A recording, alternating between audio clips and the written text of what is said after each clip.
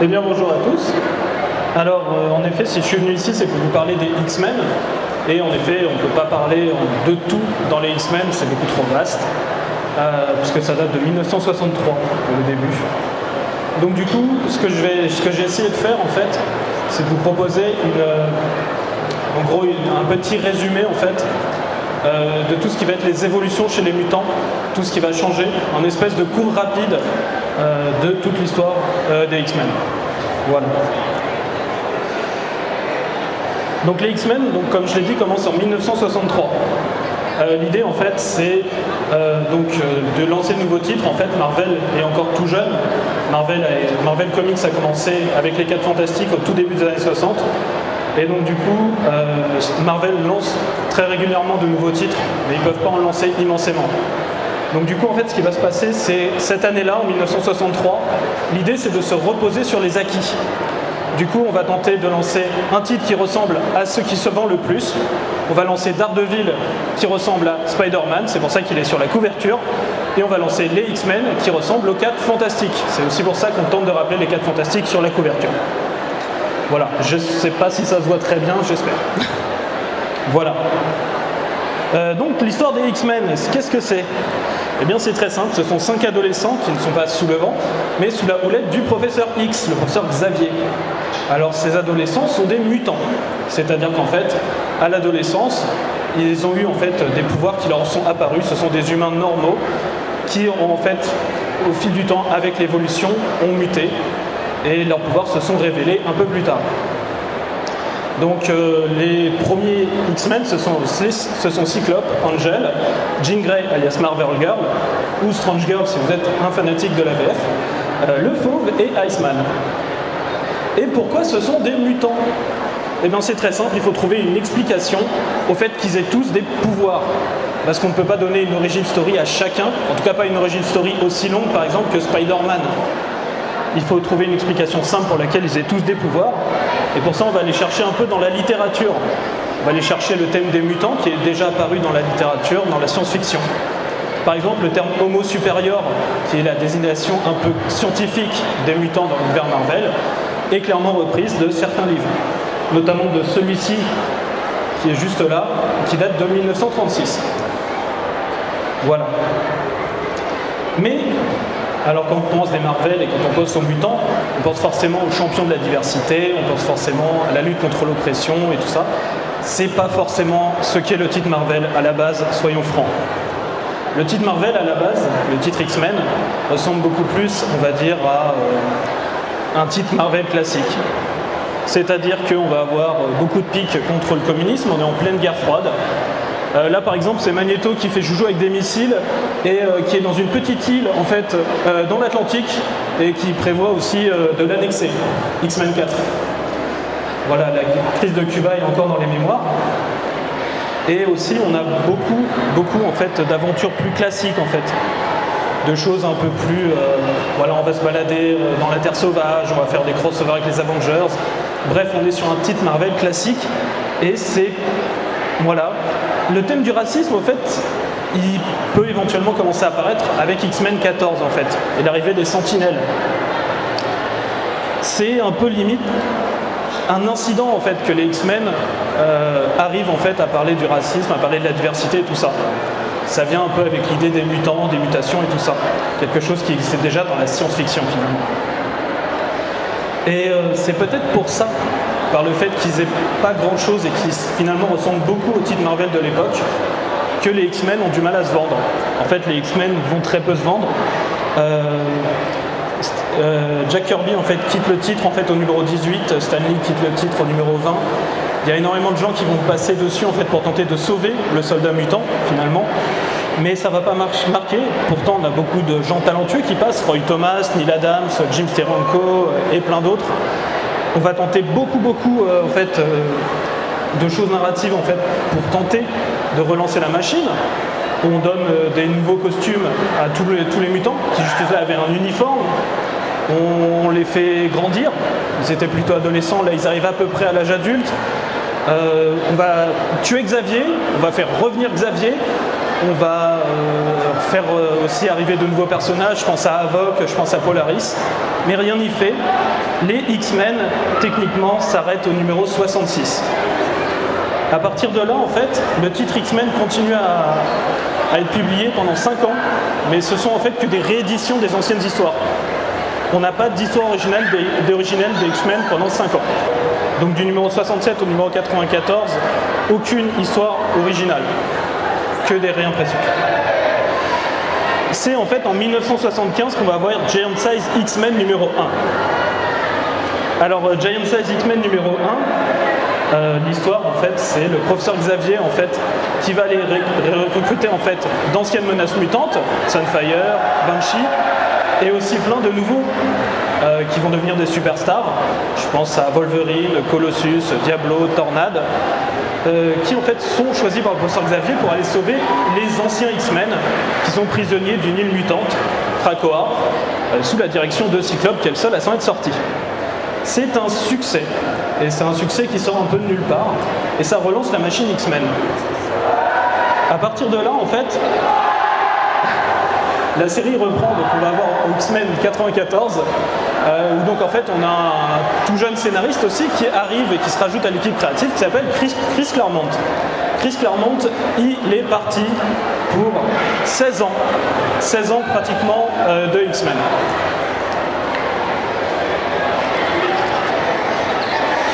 À partir voilà, je fais un petit flash forward. À partir du numéro 108, en fait, on va voir John Byrne en fait qui va se rajouter en fait en tant que dessinateur. C'est un peu le début de ce que beaucoup appellent l'âge d'or en fait pour les mutants.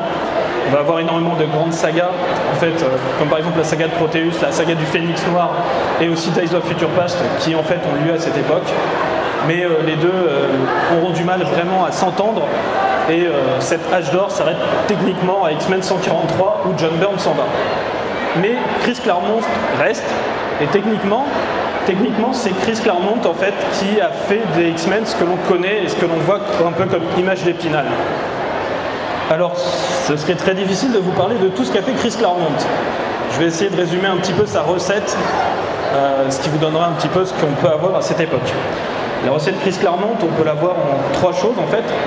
Déjà, les mutants sont un peu tout le monde. On va avoir un peu tous les âges de représenter. Wolverine est beaucoup plus vieux, Banshee c'est un vieil Irlandais. On va avoir toutes les nationalités. Colossus c'est un Russe.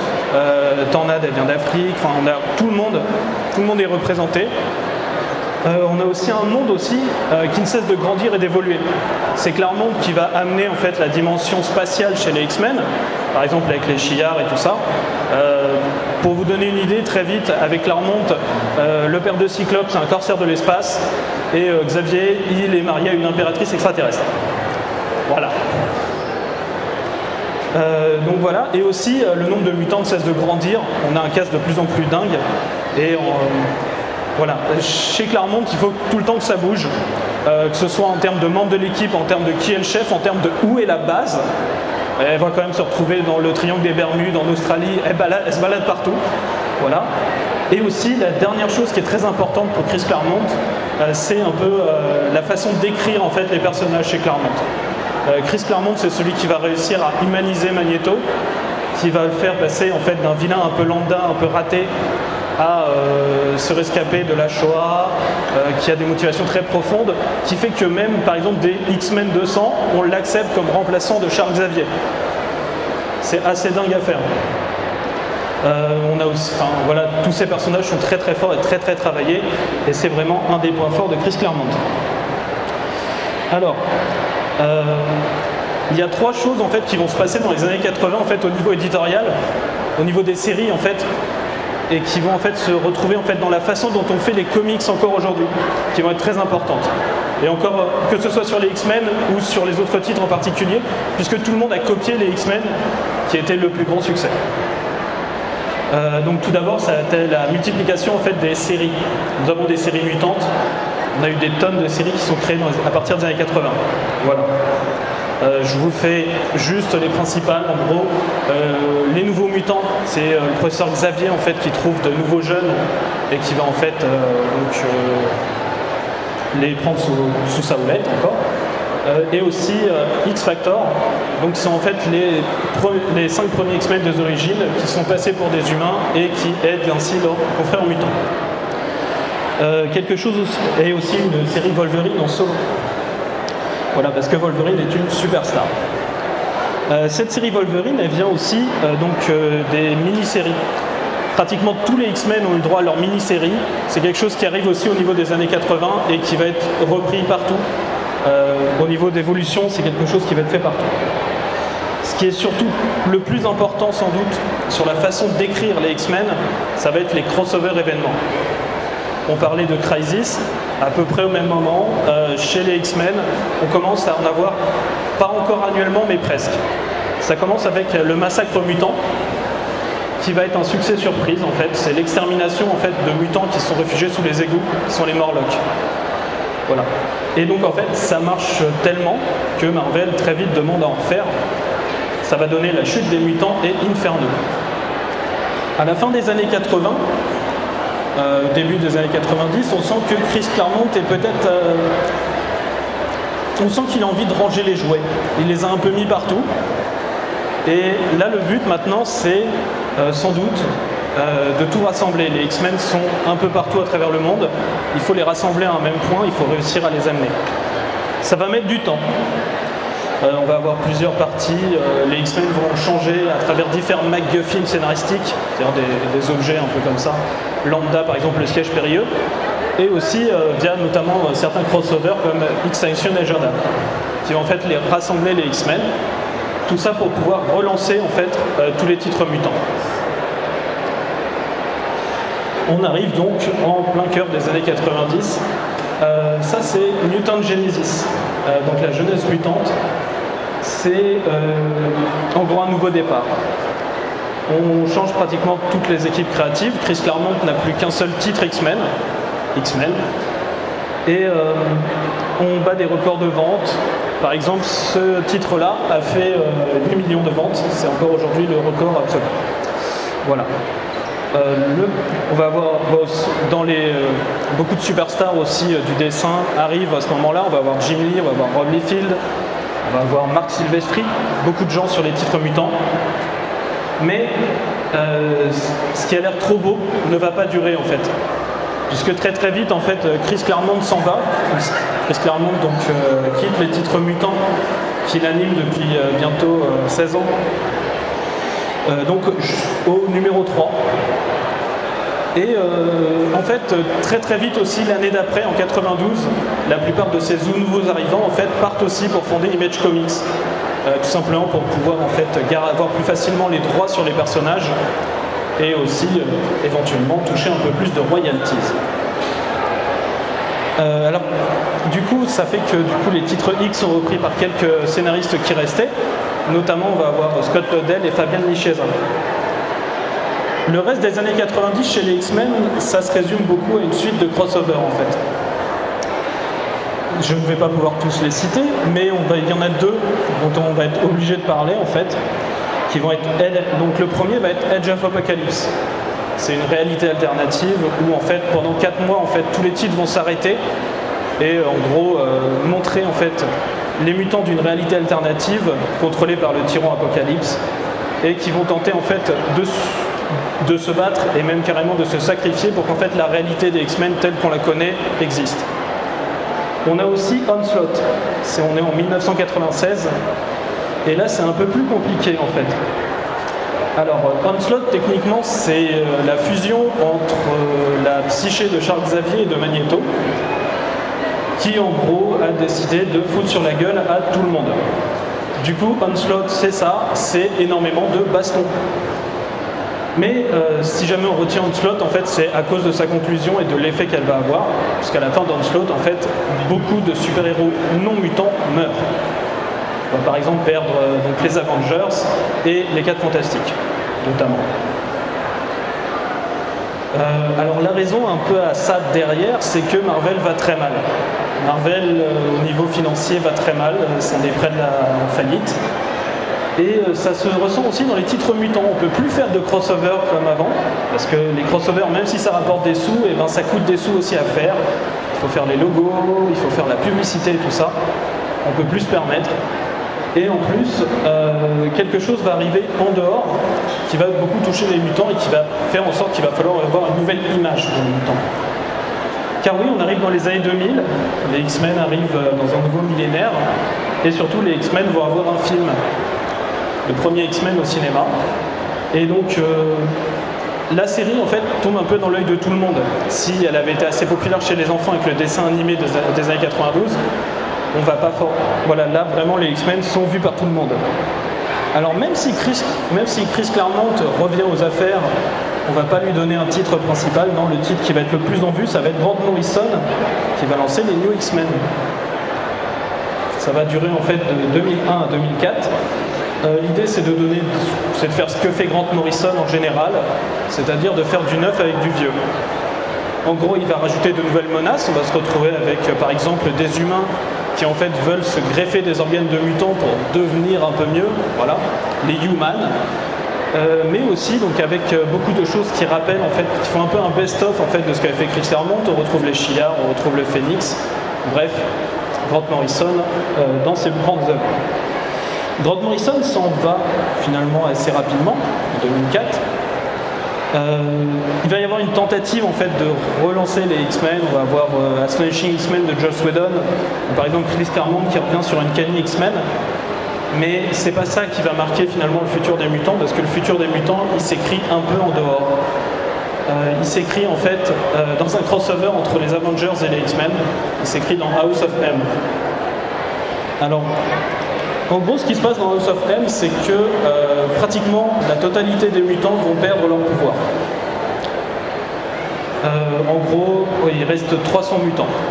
Sur une franchise qui se repose autant sur ses personnages et sur les relations qu'ont les personnages entre eux, forcément ça va l'impacter. D'ailleurs, ça va lancer en fait un peu tout ce qui va suivre encore, et encore à l'heure actuelle on sent les effets de House of M. Ce qu'il va y avoir ensuite, c'est en gros une série de crossovers qui vont en fait nous amener jusqu'aux années 2010. On va notamment avoir la trilogie du Messie, donc qui sont en fait 3 crossovers qui vont avoir lieu et qui nous parlent en fait de la toute dernière naissance mutante en fait. Voilà. Donc tout simplement en fait, il y a une nouvelle naissance d'une mutante qui arrive. Forcément tout le monde veut se battre pour la récupérer. Et voilà, ça pose beaucoup de questions intéressantes. Par exemple, est-ce qu'on peut faire une arme d'un enfant? Est-ce qu'on peut se permettre ça? Et c'est là qu'on sent aussi une certaine radicalisation chez certains personnages. Notamment, surtout, Cyclops. Alors, on va dire qu'il se magnétoise petit à petit. Je sais, c'est pas un mot. Mais bon. En gros, il devient de plus en plus radical dans son militantisme, si on doit utiliser certains termes. Ce qui va amener à une coupure en fait nette entre les X-Men. On va avoir 2 groupes de X-Men, c'est l'événement schisme. En gros, ce qui va se passer, c'est qu'on va avoir d'un côté Cyclope, qui va être en fait le côté militantisme radical. Alors, on veut bien coexister avec les humains, mais il faut qu'on trouve quand même une force pour qu'ils puissent pas faire n'importe quoi. Et de l'autre côté, en fait, Wolverine, qui va être le garant en fait du rêve de Xavier originel, le rêve de coexistence pacifique entre les mutants et les humains. Et à partir de là, en fait,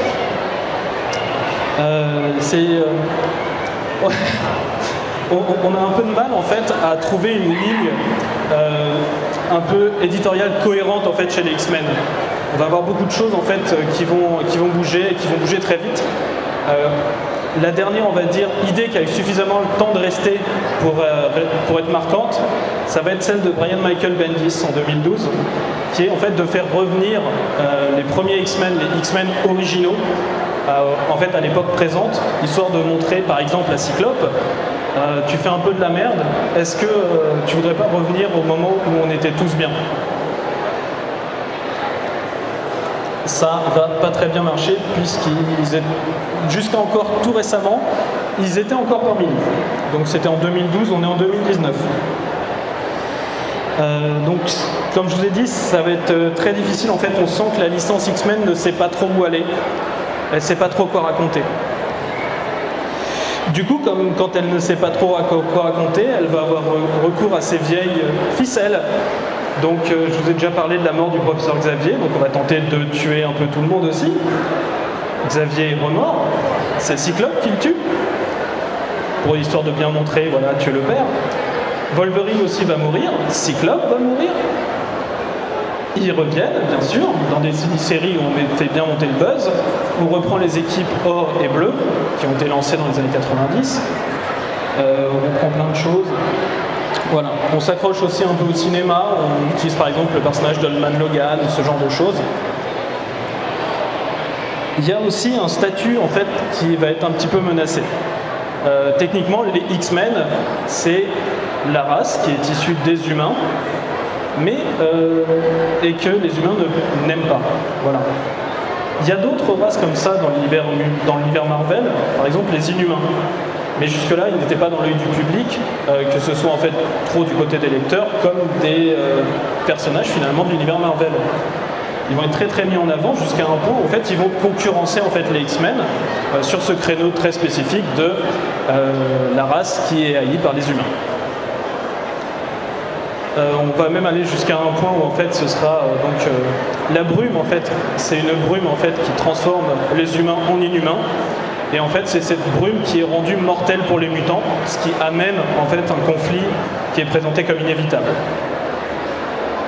Donc, même leur statut même en fait dans l'univers Marvel est attaqué et est mis en doute. Alors maintenant, ça s'est conclu. En fait, on est dans une période où, un peu comme quand Claremont en fait a quitté le titre dans les années 80-90, on a l'impression qu'on range un peu les jouets. On a l'impression qu'on finit un peu toutes les sous-intrigues. Celle-ci est finie. Les X-Men déplacés dans le temps, c'est fini. On a un peu tout qui se résout. Et sans doute pour faire un peu de place pour ce qui arrive actuellement. On arrive en fait à la mince limite en fait où je joue avec le spoil entre ce qui est sorti en France ou pas. Voilà, donc je vais essayer de ne pas trop aller dans cette limite. Mais en tout cas, ce qui est sûr, c'est qu'il y a un nom qui est en train de s'imposer pour reprendre les X-Men. Ce nom, c'est Jonathan Hickman. Donc c'est un artiste en fait qui a en fait d'abord un peu travaillé chez Image avant de faire des runs assez acclamés en fait chez Marvel, que ce soit les 4 Fantastiques ou les Avengers. Et en fait, donc, c'est lui qui va normalement reprendre les titres X-Men à venir. D'abord, il veut lancer deux mini-séries qu'on voit derrière, en fait, qui sont House of X et Powers of X. Et ensuite, techniquement, on est censé avoir une ligne de 6 titres. Donc, où il va s'en occuper avec d'autres scénaristes. Cette ligne, elle est censée s'appeler Dawn of X, en gros, l'aube du X, l'aube des mutants. Alors, je suis peut-être un peu optimiste, mais... J'aimerais bien, en effet, revoir les mutants revenir en grâce, avoir une vraie direction cohérente. J'espère que ce sera une nouvelle évolution, finalement, pour les mutants. Et alors, est-ce que ce sera un Chris Claremont qui restera 15 ans? Est-ce que ce sera un Grant Morrison qui restera finalement très peu de temps, mais qui marquera la franchise? Je ne sais pas, mais en tout cas, j'espère le meilleur. Et quelque part, ma présentation était un petit cours, histoire de vous arriver à ce qu'il faut pour, en gros, lire ce titre. Voilà.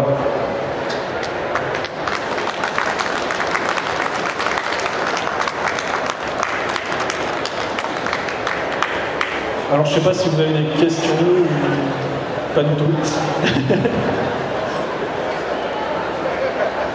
Techniquement, si vous n'avez pas de questions, c'est que j'ai été très clair.